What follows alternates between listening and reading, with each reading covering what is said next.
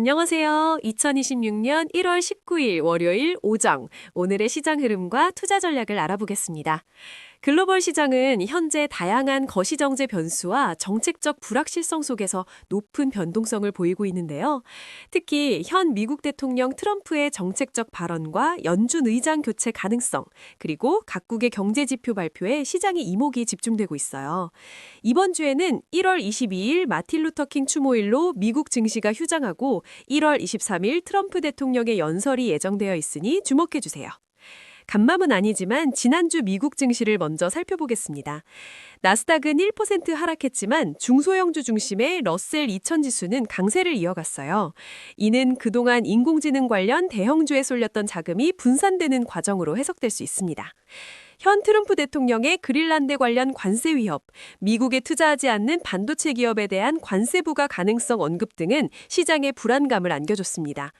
섹터별로는 원전 관련 ETF가 8%나 상승했고요. 반도체도 4.16% 오르며 강세를 보였습니다. 산업재, 소비재, 리츠 섹터 역시 순환매 속에서 좋은 흐름을 보였는데요. 백악관의 모기지 시장 개입으로 모기지 금리가 급락하면서 리츠 상승을 이끌었고 미국 경기 호조에 힘입어 산업재와 소비재도 함께 상승했습니다. 반면 금융주는 실적 발표 후 하락했고 특히 대출 10% 상한 규제 이슈로 비자, 마스터카드는 6%나 빠졌습니다. 클라우드 활용으로 기존 소프트웨어 대체 가능성이 제기되면서 소프트웨어 섹터는 하락하는 모습을 보였습니다. 주목할 개별 종목으로는 TSMC가 고객사들의 풍부한 자금력과 2029년까지 50% 성장 전망을 제시했지만 2026년 상반기까지 신규 주문이 불가하다는 점은 참고해야 할 부분이에요. 마이크론 테크놀로지는 TSMC 전 CEO 출신 이사의 110억 원 규모 자사주 매수 소식에 급등했습니다. AI 주도 수요 증가와 2027년까지 공급 부족 현상 지속 전망에 힘입은 것으로 보입니다. 이제 우리 한국 증시 상황 알아보겠습니다. 지난주 코스피 지수는 4주 연속 11거래일 연속 상승세를 기록하며 아주 강세를 보였습니다. 연초 이후 상승률은 역대 세 번째로 높은 수준이에요. 조정이 발생하더라도 대기 매수세가 강해 빠르게 회복될 가능성이 높다는 점이 긍정적입니다. 고객 예탁금도 93조 원까지 증가하여 코스닥 시장에 긍정적인 영향을 미치고 있습니다.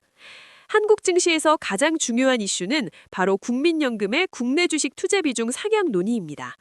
현재 국내 주식 비중이 목표치를 초과하여 매도 압력을 받고 있지만 보건복지부의 기금운용위원회에서 비중을 늘리는 쪽으로 결정된다면 국내 증시의 대규모 수급 호재로 작용할 수 있습니다.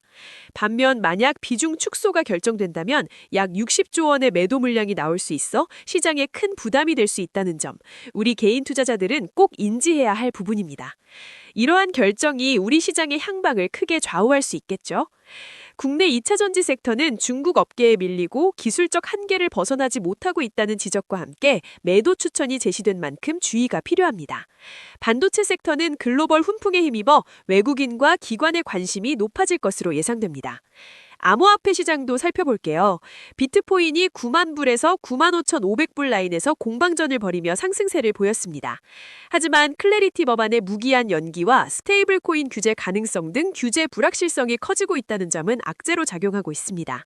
백악관도 강경 대응을 시사하고 있어 당분간은 관망하는 자세가 필요해 보여요. 자, 오늘의 투자 전략을 정리해볼까요? 미국 증시에서는 AI 주도 수요가 증가하고 공급 부족 현상이 지속될 것으로 보이는 반도체 섹터에 대한 관심이 유효합니다. 특히 마이크론 테크놀로지는 급등한 만큼 단기적인 조정 시 분할 매수를 고려하는 보수적인 접근이 필요합니다. 반면 소프트웨어 섹터는 클라우드 서비스 확대로 인한 기존 소프트웨어 대체 가능성으로 경계감이 존재하니 관망하는 것이 현명합니다. 한국 증시에서는 글로벌 반도체 업황 회복 기대감에 힘입어 반도체 소부장 기업에 대한 매수 추천이 있습니다. 외국인과 기관의 매수세가 집중되면서도 아직 수익률이 높지 않은 종목들을 선별해보는 것이 좋습니다. 국민연금의 국내 주식 비중 조정 논의 결과가 나오기 전까지는 대형주에 대한 신중한 접근이 필요하고요. 국내 2차 전지 섹터는 매도를 고려하는 것이 좋겠습니다.